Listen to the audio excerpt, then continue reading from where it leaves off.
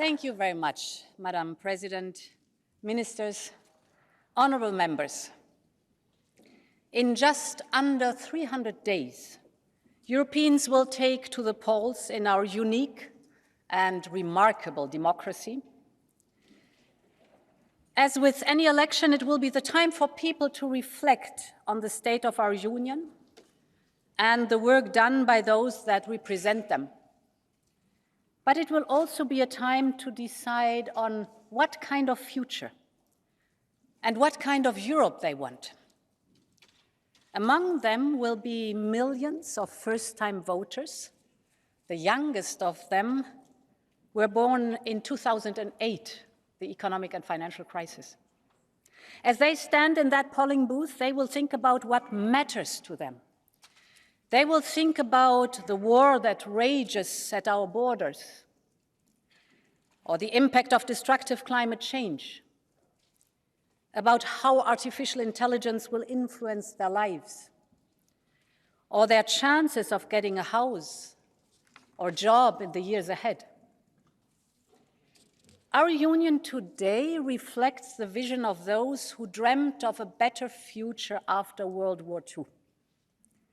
A future in which a union of nations, democracies, and people work together to share peace and prosperity. They believed that Europe was the answer to the call of history. And when I speak to the new generation of young people today, I see that same vision for a better future, that same burning desire to build something better, that same belief that in a world of uncertainty, Europe once again must answer the call of history. And that is what we have to do together. This starts with earning the trust of Europeans to deal with their aspirations and anxieties. And in the next 300 days, we must finish the job that they entrusted us with. I want to thank this House for its leading role in delivering on the most ambitious transformations this union has ever embarked on. When I stood in front of you in 2019 with my program for a green, a digital, and geopolitical Europe, I know that some had doubts. And that was before the world turned upside down with a global pandemic and a brutal war on European soil. But look at where Europe is today. We've seen the birth of a geopolitical union, supporting Ukraine, standing up to Russia's aggression, responding to an assertive China, investing in partnerships. We now have a European Green Deal as a centerpiece of our economy and unmatched in ambition. We have set the path for digital transition to become global pioneers in online rights. We have the historic Next Generation EU, combining 800 billion euros of investment and reform and creating decent jobs for today and tomorrow. We have set the building blocks for a health union, helping to vaccinate an entire continent and large parts of the world. We've started making ourselves more independent in critical sectors like energy, chips, and raw materials.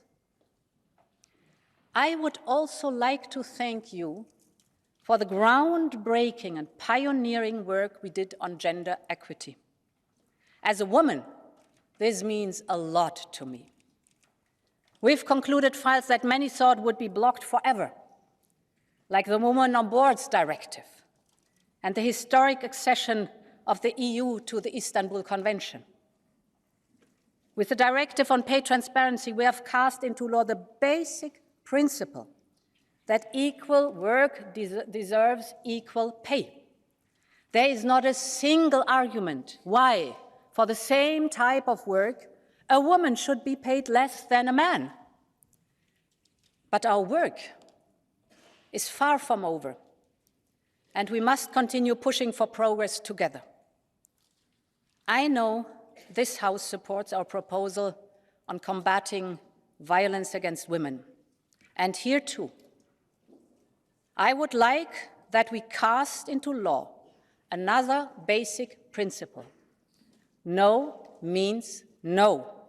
There can be no true equality without freedom from violence.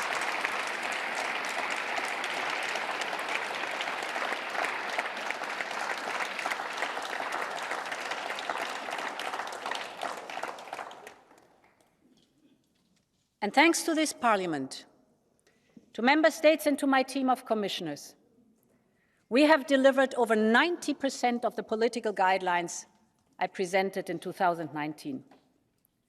Together, we have shown that when Europe is bold and united, it gets things done. And our work is far from over, so let's stand together, let's deliver today, and prepare for tomorrow.